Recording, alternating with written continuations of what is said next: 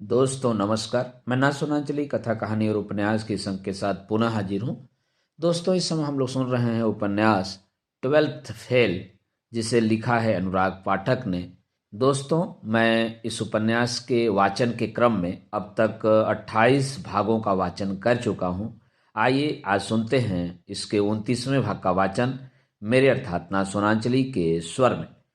दिल्ली पहुंचकर मनोज को आनंद विहार बस अड्डे से अल्मोड़ा के लिए हीना ट्रेवल्स की बस मिल गई। रात भर वह यही कल्पना करता रहा कि अल्मोड़ा में श्रद्धा से कैसे मिलेगा। श्रद्धा उसे अचानक देखेगी तो क्या सोचेगी, उसके मम्मी पापा से मनोज क्या बहाने बनाएगा, पर कुछ न कुछ तो रास्ता जरूर निकलेगा। ऐसा सोचकर मनोज अल्मोड़ा आने का इंतजार करता रहा। सुबह हो गई। चारों तरफ ऊंचे पहाड़, उसे इन पहाड़ों के ऊपर घने धुएं से बादल तैर रहे थे। उसे लग रहा था कि बस के बाहर हाथ बढ़ाकर वह इन बादलों को छू सकता है। बादलों के साथ धुंध भी चारों तरफ फैली हुई थी। इस धुंध के कारण बस अब रेंग रेंग कर चल रही थी। किताबों में पढ़ा और श्रद्धा से सुना खूबसूरत अल्मोड़ा मनोज की आंखों के सामने था। वह बादल और धुंध के कारण अल्मोड़ा के पहाड़ी सौंदर्य को ठीक से नहीं देख पा रहा था। श्रद्धा भी शायद किसी धुंध के पीछे कहीं अदृश्य सी थी। मनोज की घबराहट कम नहीं हुई। क्या वह अपने प्यार का इजहार श्रद्धा से कर पाएगा? क्या श्रद्धा उसकी तड़प को महसूस कर पाएगी, या वह केवल बहाना बना देगा कि किसी काम से अल्मोड़ा आया था तो सोचा तुमसे मिल लूं। पता नहीं क्या होगा। उसने आंखें बंद कर ली। अल्मोड़ा पहुंचकर मनोज एक सस्ते से लाज में जाकर तैयार हुआ और पांडे द्वारा दिए गए हिंदी साहित्य के नोट्स का लिफाफा लेकर बाहर सड़क पर आ गया। उसने श्रद्धा से अल्मोड़ा के बारे में बहुत कुछ पूछा था। श्रद्धा ने बताया था कि अल्मोड़ा में माल रोड है। माल रोड से नीचे सर्वोदय नगर है। यहाँ से 50 सीढ़ियाँ नीचे उतरकर उसका घर है। जिन सीढ़ियों पर रोज श्रद्धा जाती थी, आज वह उन सीढ़ियों पर था। इन सीढ़ियों पर श्रद्धा के नजदीक होने का एहसास उसे हो रहा था, लेकिन जैसे जैसे वह सीढ़ियां उतर रहा था वैसे वैसे उसके भीतर का आत्मविश्वास भी कम होता जा रहा था। उसके पैरों की गति कम होने लगी। 50 सीढ़ियां नीचे उतरकर मनोज एक बड़े से घर के सामने आ गया। घर के दरवाजे पर एक नेम प्लेट लगी थी जिस पर लिखा था गणेश चंद्र जोशी प्रोफेसर। घर के अंदर बड़ा सा बगीचा था जिसमें कई रंगों के फूल और सब्जियां लगी हुई थी। मनोज की हिम्मत अपनी प्रेमिका के दरवाजे पर आकर जवाब दे गई। उसे समझ नहीं आ रहा था कि वह श्रद्धा का सामना कैसे करेगा, क्या कहेगा उसे। उसकी सारी कल्पना, सारी रणनीति गायब होती दिखने लगी। मनोज ने हिम्मत करके घर की घंटी बजाई। उसे अब अपनी धड़कनों की धमक का शोर सुनाई दे रहा था। कुछ देर तक किसी ने घंटी की आवाज नहीं सुनी। अगर कुछ देर तक कोई न आए तो उसे लगने लगा कि वह गिर पड़ेगा। उसमें खड़े रहने की शक्ति नहीं बची। क्या प्रेमिका के घर पहली बार आने पर ऐसा ही लगता है? उसका यह अनुभव एकदम नया और अकथनीय था। उसके पैर अब कांप रहे थे। तभी एक नौकर नुमा लड़का बाहर आया। मनोज ने 2-3 लंबी सांसें लेकर गले को बोलने लायक बनाया और उस लड़के से बोला, मैं दिल्ली से आया हूं, श्रद्धा जोशी से मिलना है। लड़का मनोज से पीछे आने को कहकर आगे आगे चलने लगा। वह अब उस घर में था जहां उसकी श्रद्धा रहती है।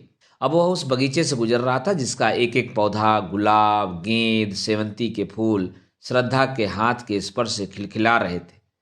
लड़का उसे बैठक में बिठाकर अंदर चला गया।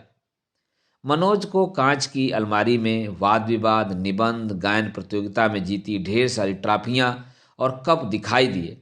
हर एक पर श्रद्धा जोशी नाम लिखा है। पास ही एक तस्वीर टंगी थी जिसमें श्रद्धा रंगोली निकाल रही थी। श्रद्धा को तस्वीर में देखकर उसने सुकून की लंबी गहरी सांस ली, जैसे उसने अपना लक्ष्य पा लिया हो। मनोज अब श्रद्धा के आने का इंतजार कर रही थी।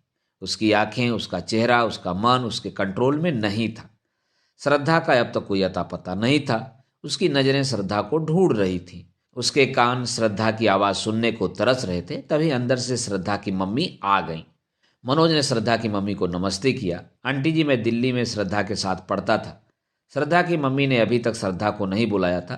क्या पता पहले वह मनोज को परख लेना चाहती हो, फिर श्रद्धा को बुलाएं, या मुरैना की माताओं जैसे किसी अजनबी लड़के से अपनी लड़की को न मिलने का रिवाज अल्मोड़ा में भी हो। उसको समझ में नहीं आ रहा था कि सच्चाई क्या है। श्रद्धा कहाँ है?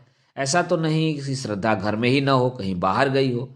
कई तरह के प्रश्न, आशंकाएं, उम्मीदें मनोज के मन में आ जा रही थीं।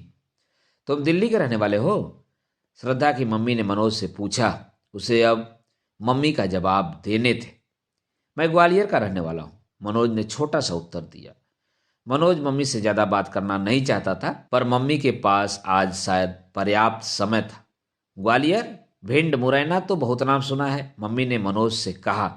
मनोज को यह सुनकर अच्छा लगा कि उसके शहर का नाम दूर पहाड़ों तक रोशन है। मम्मी ने अपनी अधूरी बात पूरी की। अभी भी वहां डाकू बंदूक लिए दिख जाते हैं क्या? सुना है बहुत लड़ाई झगड़े वाले लोग होते हैं, बात बात पर बंदूक चला देते हैं। संगीत की शिक्षिका अब समाजशास्त्र में रुचि ले रही थी। अपनी की गई प्रशंसा की वह अब व्याख्या कर रही थी। मनोज को यह चर्चा अपने भविष्य के लिए खतरनाक लगने लगी। उसे पता नहीं था कि चंबल की बंदूकें बिना चले अल्मोड़ा तक खौफ पैदा करती हैं, पर उसने बात संभालने की कोशिश की। अब ऐसा नहीं है, पढ़ाई में ग्वालियर बहुत आगे है। ग्वालियर का सिंधिया स्कूल तो पूरे देश में फेमस है। मनोज ने सिंधिया स्कूल का नाम सुना था। अपने इलाके के समर्थन में मनोज ने देश भर में प्रसिद्ध सिंधिया स्कूल का नाम का सहारा लिया। इतने बड़े स्कूल का नाम सुनकर श्रद्धा की मम्मी आगे कुछ नहीं बोली। श्रद्धा की बात को छोड़कर मम्मी सब बातें कर रही थी। मनोज को समझ नहीं आ रहा था कि वह कैसे मम्मी से कहे कि श्रद्धा को बुला दें। उसने पांडे के दिए हुए हिंदी साहित्य के नोट्स लिफाफे में से निकालकर अपने हाथ में ले लिए और मम्मी से बोला, आंटी जी, ये नोट्स श्रद्धा के लिए लाया था। श्रद्धा की मम्मी ने अब जाकर रहस्य खोला। श्रद्धा तो इंटर्नशिप करने हरिद्वार गई है। लाओ ये नोट्स मुझे दे दो, मैं दे दूंगी। कल्पना और सपनों का बड़ा सा महल भरभरा कर जमीन पर गिर पड़ा और अदृश्य हो गया। बड़ी सी योजना शुरू होते ही समाप्त हो गई। उसका आना निरर्थक हो गया, मनोज को लगा। पर जल्दी हार न मानने वाले मनोज ने अपनी आदत के अनुसार समस्या से जूझना नहीं छोड़ा। मनोज ने हिम्मत करके मम्मी से कहा, श्रद्धा का फोन नंबर है? मेरे पास था पर मुझसे कहीं खो गया। मनोज ने इस बात की चिंता छोड़ दी कि श्रद्धा की मम्मी उसके बारे में क्या सोच रही होंगी, लेकिन श्रद्धा की मम्मी उदार निकली। उन्होंने श्रद्धा के हॉस्टल का फोन नंबर मनोज को दे दिया। मनोज वापस बस स्टैंड आ गया। उसके पास श्रद्धा का फोन नंबर आ चुका था। उसने अल्मोड़ा से विदा होने से पहले श्रद्धा से बात करना चाहिए। उसने बस स्टैंड के पास से श्रद्धा को हरिद्वार हॉस्टल फोन लगाया। घंटी जा रही थी, धड़कनें फिर बढ़ने लगीं। बात न करो तब भी बेचैनी और बात करने को तैयार हो तब भी बेचैनी। उसे समझ नहीं आ रहा था कि कैसे वह अपनी बढ़ती हुई धड़कनों को कंट्रोल करे। वह इंतजार करता रहा, घंटी जाती रही। किसी महिला ने फोन उठाया तो उसने कहा, मैं अल्मोड़ा से बोल रहा हूं, श्रद्धा जोशी से बात करनी है। महिला ने कहा, रुकिए, बुलाती हूं। थोड़ी देर बाद श्रद्धा फोन पर आ गई। मनोज अब वह आवाज सुनने वाला था जिसके लिए वह पता नहीं कब से तरस रहा था। दिल थाम कर खड़ा रहा। हेलो, क्या यही वह आवाज है जो उसके लिए संजीवनी है, जिसे सुनना उसके लिए सांसें लेने जैसा है, जो दुनिया की सबसे प्यारी आवाज है? क्या इसी आवाज को सुनने के लिए वह यहाँ इतनी दूर आया है? मनोज कुछ नहीं बोल सका। फोन से फिर आवाज आई, हेलो, कौन? अब मनोज चुप नहीं रह सकता था। मैं मनोज बोल रहा हूं श्रद्धा। मनोज तुम? श्रद्धा मनोज को पहचान गई। उम्मीद, कल्पना, सपने, फैंटेसी गायब हो गई थी। यथार्थ सामने था। क्या तुम अल्मोड़ा से बोल रहे हो? श्रद्धा ने आश्चर्य से कहा। हाँ, मैं अल्मोड़ा से ही बोल रहा हूं, मनोज ने बेहोशी के अंदाज में बोला। अल्मोड़ा क्यों आए हो मनोज? श्रद्धा को लगा कि मनोज किसी काम से अल्मोड़ा आया है। तुमसे मिलने आया था। मनोज श्रद्धा से झूठ नहीं बोल पाया। क्या मेरे घर गए थे? श्रद्धा के स्वर में तल्खी थी। श्रद्धा समझ गई थी कि मनोज को उसके घर से ही हरिद्वार का फोन नंबर मिला है। तुम ग्वालियर से अल्मोड़ा मुझसे मिलने आए हो? पूछ सकती हो क्यों? श्रद्धा अब असहज हो रही थी। मनोज का उतावलापन उसे पसंद नहीं आ रहा था। क्या श्रद्धा दिल्ली को पूरी तरह भूल गई है? क्या लड़कियां इतनी जल्दी सब भूल जाती हैं? क्या लड़कियों की स्मरण शक्ति इतनी कमजोर होती है, या लड़कियां सब भूलने का अभिनय करती हैं? मनोज को समझ नहीं आया, पर उसे सब याद था, एक एक पल जो श्रद्धा के साथ बिताया था। मैं तुम्हारे बिना नहीं रह सकता श्रद्धा। मैं तुमसे मिलने के लिए, बात करने के लिए तड़प रहा हूं। आंखें बंद किए, आंखों में श्रद्धा को बसाए लरजती हुई आवाज में, डगमगाते स्वर में मनोज ने श्रद्धा से वह कह दिया जिसे कहने के लिए वह अल्मोड़ा आया था। Are you mad Manoj? क्या तुम पागल हो गए हो? मैं तुम्हें समझदार और अच्छा लड़का समझती थी। आगे से मुझे फोन मत करना। बिजली सी कड़की और मनोज के दिल पर गिर पड़ी। फोन पर टूटू टों की घंटी बजती रही। अमृत पिलाने वाली आवाज ने मनोज का साथ छोड़ दिया। अभी तक प्यार को आसान समझने वाला मनोज समझ गया था कि प्यार उतना आसान नहीं है जितना वह समझ बैठा था। प्यार वह अपने मूल स्वभाव में था, कठिन और दम घोटने वाला। आंसुओं से पूरा टेलीफोन भीग चुका था। आंसुओं में डूबा चेहरा लिए मनोज एसटीडी के बाहर ही बस स्टैंड पर बैठा रहा। उसे श्रद्धा से ऐसी कठोरता की उम्मीद नहीं थी। क्या वास्तव में श्रद्धा के मन में उसके लिए कोई जगह नहीं है? क्या यह सब केवल उसके मन की कल्पना थी? वह चुपचाप वहीं बैठा रहा। फिर उसकी आंखों के सामने श्रद्धा का भोला चेहरा याद आ गया। मनोज सोचने लगा, नहीं, मैं किसी को पहचानने में गलती कर सकता हूं, लेकिन श्रद्धा को नहीं। श्रद्धा सबसे अच्छी है, वह कभी गलत नहीं हो सकती। मेरी ही गलती है जो उसके घर पहुंच गया। मुझे अल्मोड़ा नहीं आना चाहिए था। कुछ देर पहले श्रद्धा के व्यवहार से दुखी मनोज ने श्रद्धा के प्रति अपने भरोसे और प्यार को कम होने नहीं दिया। तभी मनोज को किसी की आवाज़ सुनाई दी। आप मनोज शर्मा हैं? यह एसटीडी वाला था। आपका फ़ोन है, उसने कहा। मनोज फिर एसटीडी पर पहुंचा। श्रद्धा फिर से फ़ोन पर थी। इस बार उसने अपनी नाराज़गी को छुपाते हुए मनोज से कहा, मनोज ये तुम क्या कर रहे हो? तुम्हें अपनी पढ़ाई पर ध्यान देना चाहिए। तुम्हारा मेंस एग्जाम कैसा गया? प्यार की तलाश में 1000 किलोमीटर दूर आए मनोज को अपनी पढ़ाई का रिपोर्ट कार्ड श्रद्धा को देना था। उसके जीवन की असफलताओं की लंबी श्रृंखला में एक और कड़ी जुड़ गई थी। उसने अपना मेंस एग्जाम इंग्लिश के पेपर में गलत ऐसे लिखने के कारण अधूरा छोड़ दिया था। श्रद्धा उससे उसकी यही उपलब्धि पूछ रही थी। मनोज से श्रद्धा ने कहा, मैंने मेंस पूरा नहीं दिया। इंग्लिश कंपलसरी पेपर में इससे गलत लिख दिया था। मनोज ने झिझकते हुए अपने अधूरे एग्जाम की कहानी श्रद्धा को कह सुनाई। श्रद्धा कुछ देर खामोश रही। फिर श्रद्धा ने मनोज को समझाते हुए कहा, मनोज इस समय तुम्हें पढ़ाई के अलावा कुछ भी दिमाग में नहीं लाना चाहिए। बहुत मुश्किल से मुख्य परीक्षा देने को मिलती है और वह तुमने अधूरी छोड़ दी। अपनी उन कमियों को दूर करने की जगह तुम यहाँ अल्मोड़ा बेकार की बातों को दिमाग में लिए चले आए। क्या इस तरीके से तुम कभी एग्जाम में सफल हो सकते हो? तुम ही बताओ। मनोज कहना चाहता था कि तुम एकदम सही कह रही हो, लेकिन वह कुछ कह नहीं पाया। वह चुपचाप फोन पर श्रद्धा को केवल सुनता रहा, लेकिन श्रद्धा की बातों से उसे लग रहा था कि उसका रीता मन फिर से भरने लगा है। उस भरे मन में अब कोई भय या आशंका नहीं बची थी, न श्रद्धा के प्रति न अपनी सफलता के प्रति। दोस्तों, अभी आप सुन रहे थे उपन्यास 12th फेल के 29वें भाग का वाचन। दोस्तों, अब लीजिए सुनिए उपन्यास 12th फेल के 30वें भाग का वाचन मेरे अर्थात नासोनांचली के स्वर में। मनोज जिस प्यार की तलाश में अल्मोड़ा गया था, वह प्यार तो उसे नहीं मिला, लेकिन प्यार की जगह उसे श्रद्धा की उम्मीद और भरोसा जरूर मिल गया था। इसी उम्मीद और पढ़ाई के संदेश को मन में बसाए वह वापस ग्वालियर आ गया। दूसरे अटेम्प्ट की आईएएस प्रारंभिक परीक्षा में अब केवल 3 महीने बचे थे। मनोज ने अपने मन की बात डायरी में लिखी। मैं तुम्हारी उम्मीद को टूटने नहीं दूंगा। तुमने मुझे सही राह दिखाई है। यदि मैं अल्मोड़ा नहीं जाता तो शायद मुझे यह रास्ता भी दिखाई नहीं देता।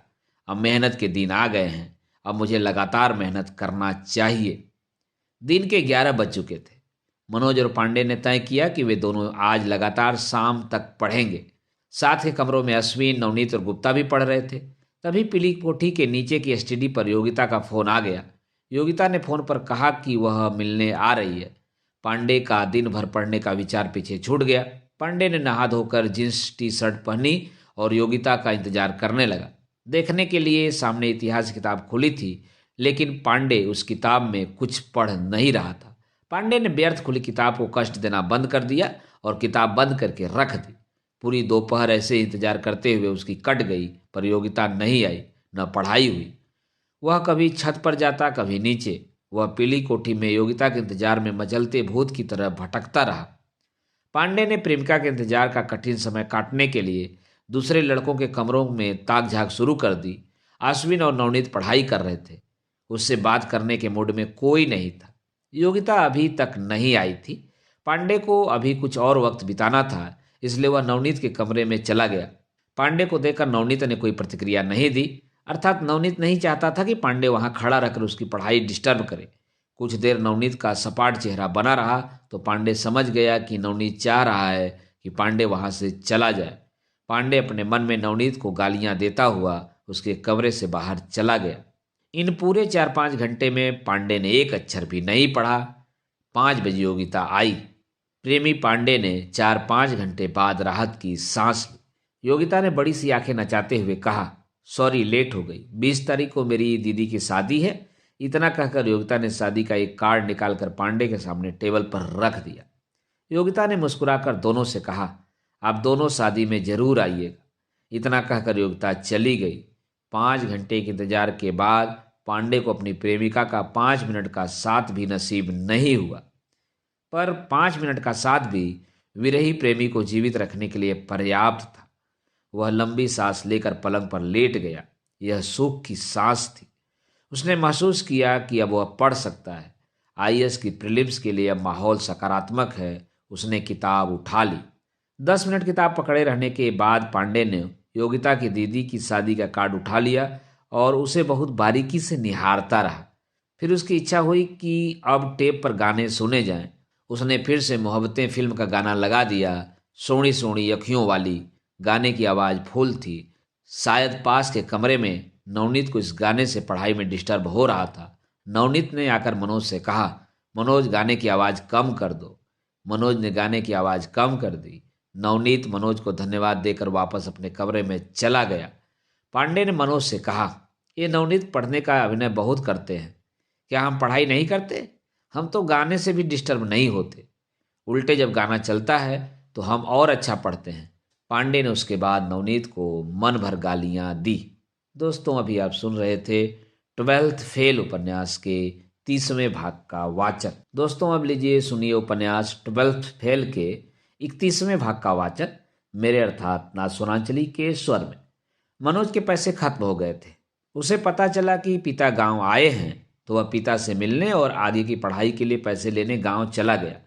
बस से उतरते ही पुलिया पर उसे विष्णु और बल्ले मिल गए।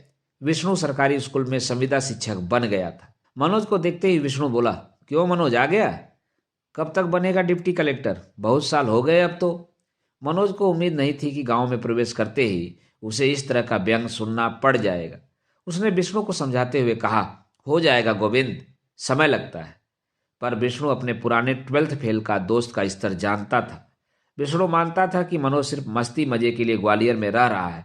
उसकी नज़र में मनोज को शहर की हवा लग चुकी है। तो मुझे पागल नहीं बना सकता। मैं जानता हूँ तुझे और तेरी पढ़ाई को। विष्णु को मनोज पर बिल्कुल भी भरोसा नहीं था। विष्णु के साथ मनोज का एक और दोस्त बल्ले भी वहीं खड़ा था।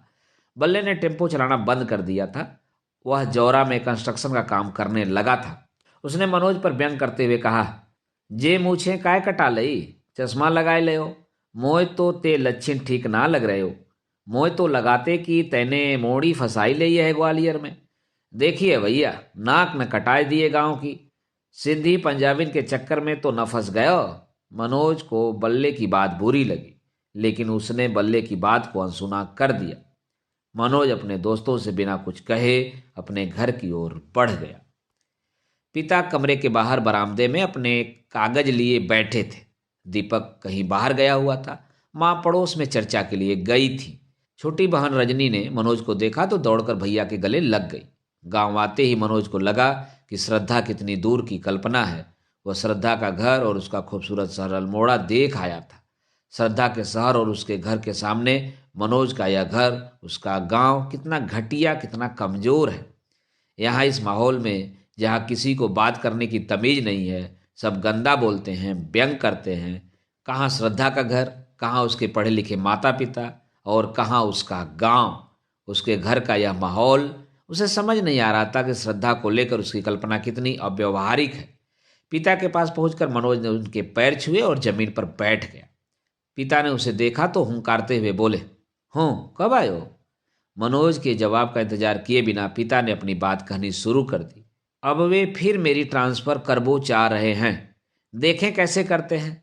मैं सबकी खटिया खड़ी कर देगो। क्या समझता है डिप्टी कलेक्टर, बेईमान साला। 1 साल से पिता की नौकरी व्यवस्थित चल रही थी, पर पिता ने अब फिर से जंग खा रहे अपने हथियारों को चमकाना शुरू कर दिया था। मनोज समझ गया था कि पिता विश्राम के बाद फिर से जंग के लिए तैयार हो गए हैं।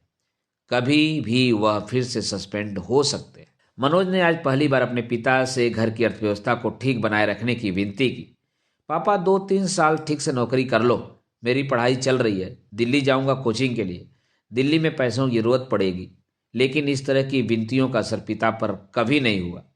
पिता बोले, तू जानता नहीं है इन लोगों को, बहुत हरामी है। मैं सबको ठीक कर दूंगा। मनोज समझ गया कि संकट बढ़ने वाला है। पिता फिर से संघर्ष के मूड में आ चुके हैं। अब उन्हें किसी भी तरह रोका नहीं जा सकता। किसी भी दिन खबर आ सकती है कि पिता सस्पेंड हो गए हैं। दूसरी तरफ दिल्ली जाए बिना सिलेक्शन नहीं होगा। आईएएस प्रीलिम्स ग्वालियर से निकल सकती है, पर मुख्य परीक्षा के लिए दिल्ली जाना जरूरी था। मनोज अगले दिन माँ से 2000 रुपये लेकर वापस ग्वालियर चला आया। रास्ते पर वह सोचता रहा कि वह व्यर्थ इतने बड़े सपने देख रहा है। आईएएस, श्रद्धा, पीएससी, उम्मीद के साथ गांव जाने वाला मनोज लौटते समय अपने साथ नाउम्मीदी और हताशा लेकर आया था।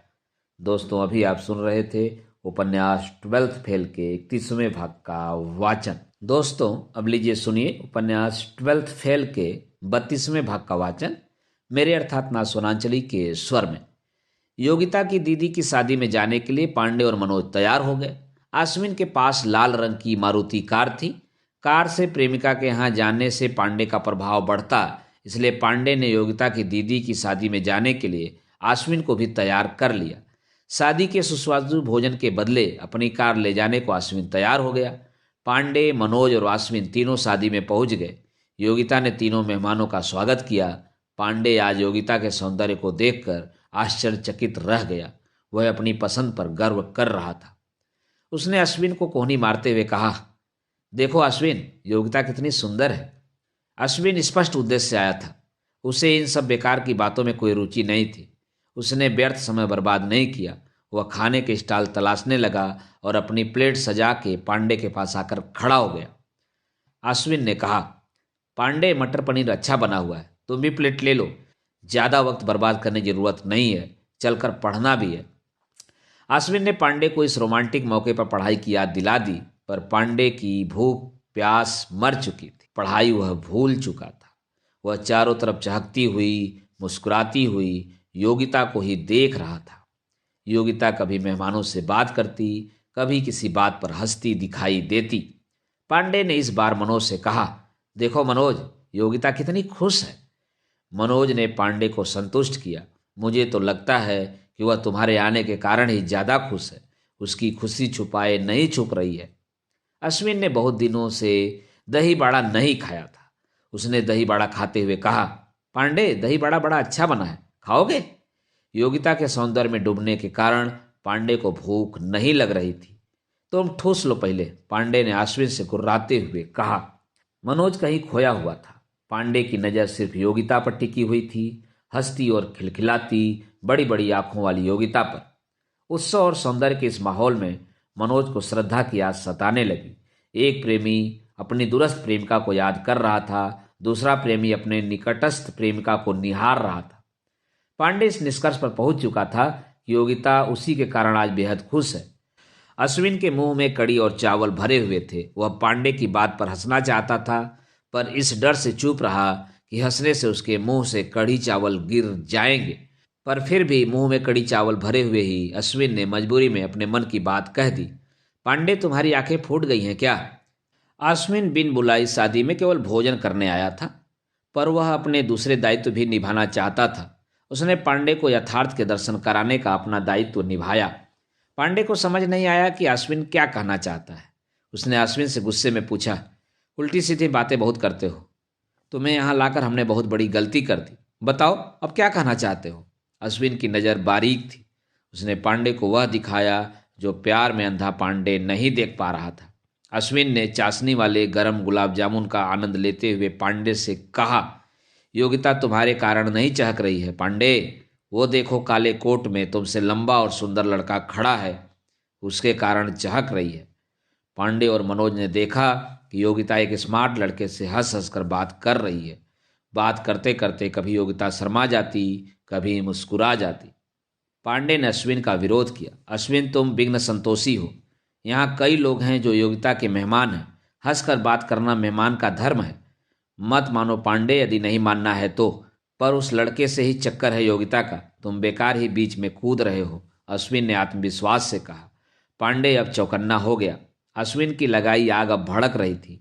पांडे को उम्मीद नहीं थी कि योगिता उसके कारण नहीं, किसी और लड़के के कारण खुश है। अश्विन का खाना पूरा हो गया था, पर अभी काफी बची हुई थी। अश्विन काफी पीने लगा। उसने काफी पीते हुए फाइनल निर्णय सुनाया।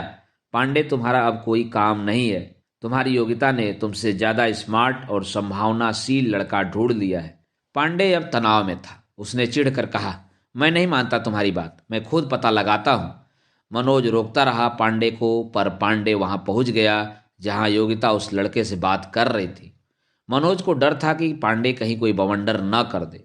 मनोज ने अश्विन से कहा, ये पांडे कहीं कुछ उल्टा सीधा न बोल दे योगिता से। मनोज पांडे का साथ देने उसके पीछे पीछे चला गया। योगिता के पास पहुंचकर पांडे ने योगिता को परखने के उद्देश्य से बोला, योगिता, अब हम लोग चलते हैं। तब तक योगिता कुछ बोलती। मनोज ने योगिता के साथ खड़े लंबे और स्मार्ट लड़के से हाथ मिलाकर कहा, हेलो, मैं मनोज। लड़के ने भी विनम्रता से मनोज का हाथ हिलाया। हेलो, मैं शशांक। योगिता ने शशांक का परिचय दिया। ये शशांक हैं जीजा जी के रिश्तेदार, इंग्लैंड में सॉफ्टवेयर इंजीनियर है। वह एक अधूरा और आशंकित करने वाला खतरनाक परिचय था, पर पांडे समझ गया कि इस लड़के के सामने वह कुछ भी नहीं है। शादी की लाइटिंग और चकाचौंध में पांडे का चेहरा फीका पड़ गया। पांडे समझ गया कि योगिता इस लड़के से ही प्यार करेगी। उसे अपनी हार एकदम सामने दिखाई देने लगी। इस हार से पांडे बूझ गया। लड़का उन लोगों से विदा लेकर चला गया। मनोज पूरी तरह कन्फर्म करना चाह रहा था कि वास्तविकता क्या है। मनोज ने योगिता से कहा, योगिता, शशांक अच्छा लड़का है। योगिता को मनोज का कथन समझने में वक्त नहीं लगा। मनोज का आशय भी अब शायद वह समझ गई थी। उसने मनोज से बड़ी उत्सुकता से पूछा, सच में? मनोज ने पूरी जांच पड़ताल के उद्देश्य से योगिता से कहा, योगिता, इंग्लैंड जाकर हम लोगों को भूल मत जाना। योगिता शर्मा गई। उसने अपना सर केवल ना के इशारे में हिलाया, जिसका अर्थ था कि वह इंग्लैंड जाकर इन दोनों को नहीं भूलेगी। पांडे को अब कोई फर्क नहीं पड़ता कि इंग्लैंड जाकर योगिता उसे याद करेगी कि भूल जाएगी। कुछ देर खामोशी बनी रही। पांडे की हिम्मत योगिता के चेहरे की ओर देखने की नहीं हो रही थी। योगिता ने मनोज से कहा, आप लोग खाना खाकर ही जाइए। योगिता की नज़रें पांडे से बच रही थीं। मनोज ने सच उगलवा लिया था। पांडे वहीं खड़ा था। उसके पैर और दिमाग पत्थर हो गए थे। योगिता ने पांडे की तरफ देखा भी नहीं। वह दूसरी तरफ चली गई। अश्विन ने देखा कि अब पांडे और मनोज अकेले हैं तो वह लपक कर आ गया। मनोज ने अश्विन से कहा, पांडे का खेल खत्म। तुम सही थे अश्विन, योगिता उस इंग्लैंड वाले लड़के से प्यार करती है। अश्विन ने पांडे से व्यंग में कहा, पांडे, अब चलें या खाना खाकर जाओगे? एमए हिंदी में लात मारकर सॉफ्टवेयर इंजीनियर के साथ तुम्हारी प्रेमिका निकल ली। इंग्लैंड पढ़ लो, नहीं तो कहीं के नहीं रहोगे। मनोज ने पांडे से कहा, पांडे, खाना खा लेते हैं, देर हो रही है। पांडे अश्विन से कुछ नहीं बोला था, पर उसके भीतर आग लगी हुई थी। उसे योगिता पर क्रोध आ रहा था। योगिता से कुछ कहने की हिम्मत पांडे की नहीं थी, इसलिए पांडे मनोज पर फट पड़ा। जिस दिन श्रद्धा तुम्हें छोड़कर जाएगी उस दिन खा लेना तुम खाना। तुम्हें क्या करना है मुझसे? तुम्हें श्रद्धा की याद आ रही होगी।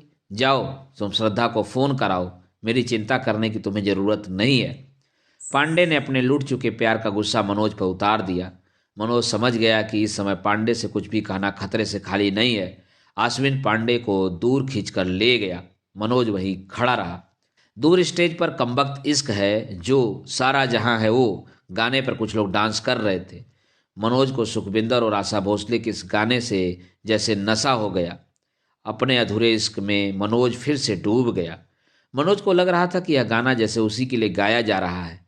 ये इश्क इश्क हिम्मत है, ये इश्क इश्क किस्मत है, ये इश्क इश्क ताकत है। श्रद्धा के इश्क में डूबे मनोज के सामने इस समय श्रद्धा के अलावा कोई नहीं था। गाना खत्म होने के बाद यह प्रेमी वापस अपने दोनों साथियों के पास आ गया। लूटा प्रेमी पांडे कंफ्यूजन में था कि खाना खाएं या नहीं। उसके दिल और पेट में जद्दोजहद चल रही थी। उसे पता था कि आज पीली कोठी में भी उसे खाना नहीं मिलेगा, इसलिए उसने भूख से समझौता नहीं किया। भरपेट खाने के बाद तीनों कार से पीली कोठी चल दिए। पेट में भोजन जाने के बाद पांडे में फिर से दुखी होने की ताकत आ गई। वह दुखी मन से सड़क पर देखने लगा। पांडे की रोने की इच्छा होने लगी, पर रोने के लिए कार उसे उपयुक्त जगह नहीं लग रही थी। आश्विन ने दोनों प्रेमियों से कार चलाते हुए कहा, कंपटीशन की तैयारी करने वालों के लिए प्रेमिकाएं कुतियाएं होती हैं, जिन्हें शुरुआत में ही लतिया देना चाहिए, नहीं तो ये बहुत परेशान करती हैं। आश्विन ने प्रेम और प्रेमिका के बारे में अपना विचार दोनों प्रेमियों को बता दिया। दोनों प्रेमी आश्विन की बात से सहमत नहीं दिखे, तो आश्विन ने अपनी बात आगे बढ़ाई। और प्रेमी कुत्ते होते हैं जो उनके पीछे पढ़ाई छोड़कर लपलपाई जीभ निकालकर भागते रहते हैं, क्यों पांडे? आश्विन ने पांडे को कुत्ता कह दिया था और आश्विन उसकी स्वीकारोक्ति भी पांडे से चाहता था। पांडे जोर जोर से बोलने लगा, हाँ मैं कुत्ता हूँ, मैं कुत्ता हूँ। इतना कहकर उसकी रुलाई फूट पड़ी। वह आश्विन से लिपट कर रोने लगा। आश्विन को इस लिपटने से कार चलाने में असुविधा हो रही थी। उसने पांडे को अपने से अलग किया और कहा, पांडे कार चलाने दो, अभी घुस जाएगी किसी में। प्रेमिका से हाथ धोया है, जान से भी हाथ धोना पड़ेगा, हटो अलग। मनोज अभी भी उसी गाने के सुरूर में था। जब आश्विन ने मनोज से पूछा कि मनोज जी आप बताइए, क्या मैं गलत कह रहा हूँ? मनोज ने पूरे गले से पूरी आवाज में उसी गाने की लाइनें गानी शुरू कर दी। ये इश्क इश्क हिम्मत है, ये इश्क इश्क किस्मत है, ये इश्क इश्क ताकत है, ये इश्क दिल की दौलत है। गाना इतना तेज और बेसुरा था कि कार के बाहर सड़क पर चलने वाले कुछ लोग भी मनोज को देखने लगे। तीनों पीली कोठी पहुंच गए। इस अव्यवस्थित रात में पढ़ाई नहीं होनी थी। पांडे कमरे में पड़ा अपनी छूट चुकी प्रेमिका के लिए दुखी होता रहा। उसे अपनी पीड़ा का जहर खुद ही पीना था। सोनी सोनी अखियों वाली गाना आज पांडे ने नहीं चलाया। उसने लगान फिल्म का भजन, वो पालनहारे निर्गुण और न्यारे, तुम बिन हमारा कौनो नहीं, हमारी उलझन सुलझाओ, भगवन तुम बिन हमरो कोनो नहीं, अपने टेप रिकॉर्डर पर लगा दिया और पलंग पर लेटकर रोता रहा। दोनों प्रेमी फिर से भूल गए थे कि उनका प्रीलिम्स सामने है। दोस्तों, अभी आप सुन रहे थे 12th फेल उपन्यास के 32वें भाग का वाचन मेरे अर्थात ना सोनांचली के स्वर में। दोस्तों, इस उपन्यास के आगे के भाग को सुनने के लिए आप कथा कहानी उपन्यास के साथ जुड़े रहें। धन्यवाद।